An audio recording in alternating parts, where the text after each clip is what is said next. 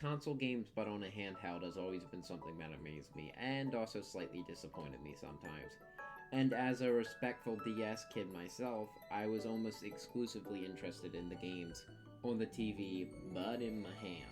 And as somebody with a big family, I would almost always end up watching them play, unless the game was like 4-player or something. But in my little boy brain, when I was watching them, I was always thinking, if only I had a handle, I could play cool games like the Big Brothers.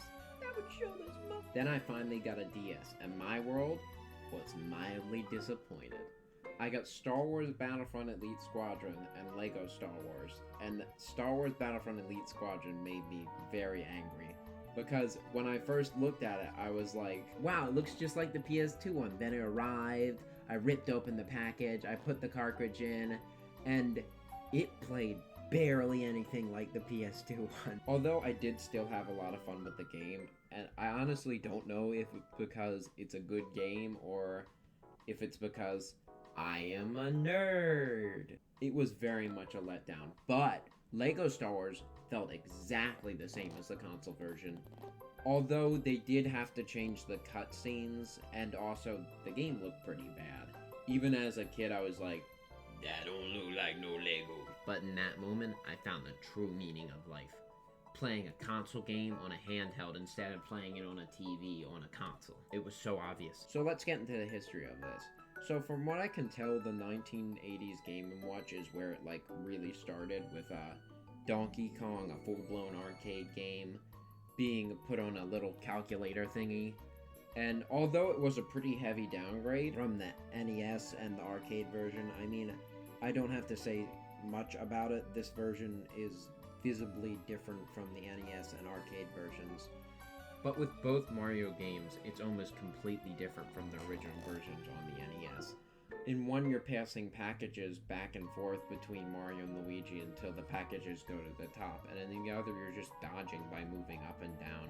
But let's move on to where portable versions of console games really started to heat up. In 1989, the Game Boy came out, and it was interesting because Nintendo did a lot of spin-offs, like Mario Land being very similar to the NES games, but it was really its own thing.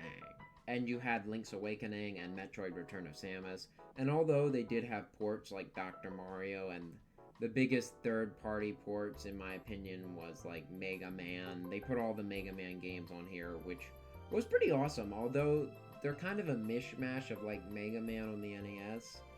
Like, Mega Man on the NES has 6 bosses, but Mega Man on Game Boy only has 4. And I think there are other differences between them. Oh, and you had Mortal Kombat on the Game Boy, which is so amazing and I love so much. I mean, I love the idea of it, but in real life, though, it's kind of weird because the first Mortal Kombat is a 4-button fighter, and the Game Boy only has 2 buttons, which already makes it kind of bad, but it definitely doesn't help that it looks so bad. But I mean, this is honestly making me feel kind of sick. I mean, it looks like it's running at 12 frames. They did a few Mortal Kombat games on the Game Boy, 1, 2, and 3. 2 being the best one. It's actually smoothish and doesn't make me feel sick. And then it somehow got way worse and they made it bad again with 3. How did you forget? How did you forget the last one? I don't even want to talk about Mortal Kombat 4. So let's move on, shall we? We could talk about the Sega Game Gear, but I don't want to go into too much detail about that because it's pretty much just a Master System, which is really cool, but it makes it a lot less interesting to talk about. But I will talk about the trend that the Game Gear started, which is the handheld being as powerful, pretty much as powerful as the last generation of consoles. But let's talk about the big boy, the big port boy, the big advanced port boy. What could I ever be talking about? The Game Boy Advance, baby! There are so many great ports on the Game Boy Advance, but I'd like to talk about the ones that were most impressive, at least most impressive to me. Let's start with Doom. This was so great. It still is just so cool that a little tiny thing could be playing a huge PC game from about 10 years back. It's just a bit of an awesome feeling. However, for some weird reason, the original Doom song that plays in the beginning is just gone. I mean, it doesn't really mess with the gameplay, but it really does mess with my heart, though. I would also like to talk about Pro Skater 2. This is kind of a port. I believe this is actually a very faithful remake, and this is so impressive for the hardware it's running on. Again, not really a port because there's different camera views, and they moved some stuff around, but man, does it amaze me that this is on here. But let's move on to the Sega Nomad. This is just a Genesis.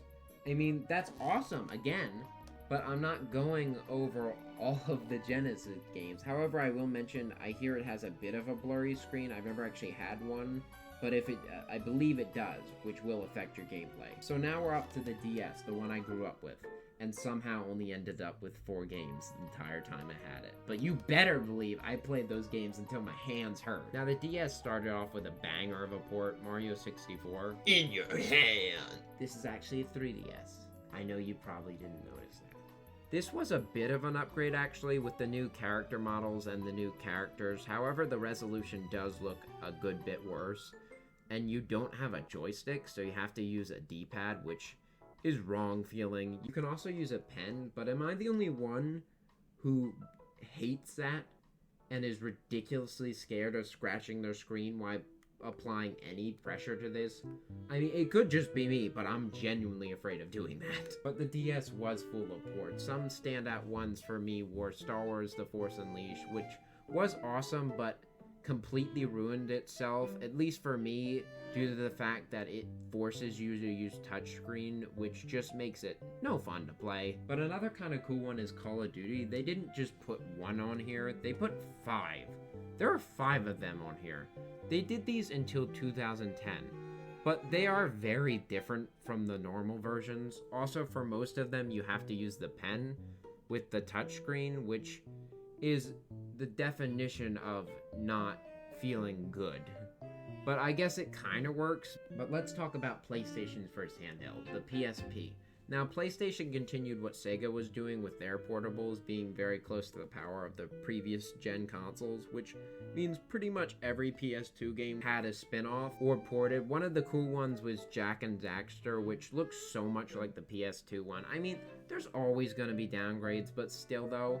And one of my personal favorites is Star Wars Battlefront 2, just because that game's amazing, and honestly, it's a pretty great port. I do wish there was a second analog stick, but it was still a fun time. The PSP had one Call of Duty, but man, do I not like it. Like, imagine a slow game, and then cut the frame rate in half, and then rip your analog stick off and play with the face buttons.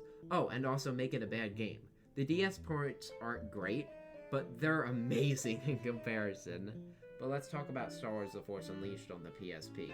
It's a big upgrade from the DS version, but still not the best way to play the game. It works well enough, but it's still not quite there. It is good, though. It's a good way to play the game. But now let's get into a much more modern handheld, and also kind of sadly a bit of a falling off for third-party ports. There were definitely still third-party ports, but not near as many as the previous generation, sadly. Although there are some from Nintendo, like Nintendo had a good bit of ports, like Donkey Kong Country Returns is, in my opinion, the best way to play the game because the Wii version has annoying force motion controls, and Ocarina of Time is the best way to play that game because they added motion controls and there's a good bit of improved visuals. And of course you have Virtual Console, which is full of Game Boy and NES games. And if you have a new 3DS or a new 2DS XL, you have SNES games and also Minecraft, which from what I can tell is a pretty good port, although I haven't gotten a chance to try it. But it seems to keep a solid frame rate, and Nintendo recently released a port for Captain Toad, and that's an amazing port. I mean, the frame rate is cut in half, but it's solid, and it renders the game on both screens, which is impressive. And you also have Luigi's Mansion, which is kind of a port and kind of a remake. Like, a lot of things have been changed, most for better, and sadly some for worse, but all in all, good port, or remake, but who knows, not me. Oh, this guy is funny. Oh, that's hilarious. Now let's talk about Sony's 2012 PlayStation Vita, which is their newest and sadly possibly their last system. Now there are a lot of good ports on the PlayStation Vita, but a lot of them sadly suffer from poor frame rate, which you can mod and overclock, which would solve a lot of those problems for most games, but I'm not gonna rule out poor frame rates just because we can overclock it and fix those problems. It's nice to have that, but I don't think some people just don't want to do that. But there are a lot of good ports, and one of them is Mortal Kombat, which you can already see looks a good bit worse than the PS3 version. However, that's not what makes this a good port. What makes this a good port is that it's 60 frames, which is honestly very important to a fighter, and it retains all the content that the original version had. Another good port is Need for Speed Most Wanted, which is pretty stinking close to the PS3 version and holds a pretty solid frame rate. Now, I know it doesn't look exactly like the PS3 version in the footage you're seeing now, but when you have the Vita in your hands and it's on the OLED screen, or even the normal one, it looks very close to the PS3 version. Now let's talk about Borderlands on the Vita, which I don't think is a good port. I mean, it looks fine, but man, the frame rate is just awful, and it's just way too choppy. It dips so low at times. It's ridiculous. I mean, it goes down to 15 frames at times. Now let's get into the newest of these handhelds, and the most powerful of these handhelds, the Nintendo Switch, which is perhaps the holder of, like, the most solid handheld ports of all time. Like, it honestly has some great ports. Not to say there aren't bad ones, because sadly there still are bad ones. Just look at a game like Ark. That game looks horrible and plays horrible. This is a port that's just awful in every way. It's just blah. But let's talk about something nice, because honestly talking about that makes me sad, because at some points it honestly looks like an N64 game. The resolution in that game drops to 220, I believe, which is just ridiculous. So I'd like to talk about Doom. Doom is such an excellent port. It does cut the frame rate in half to 30, and there's a good bit of a drop in resolution, but the gameplay honestly speaks for itself. And even though the frame rate is cut in half, it still plays really smooth. And the added motion controls, which is a great thing for precise shots. All this makes me very excited for a Doom Eternal port. Now let's move on to Assassin's Creed ports to the Nintendo Switch. Now, the first attempt at this was Assassin's Creed 3, which was a bit of a disappointment. Sometimes it looks worse than the Wii U one, and it's a playable port, honestly. It's just a tad bit disappointing, although I do like the added motion controls. But thankfully, Ubisoft kicked it up a notch. Their port of Black Flag is actually a pretty great port, and is pretty comparable to the PS4 and Xbox versions. It is missing some extra textures and has low quality audio in some parts, but all in all, it's a good port. But let's talk about the port that to most people is the most impressive port on Switch. The Witcher 3 is an amazing port, and honestly, it's amazing that the Switch can run this.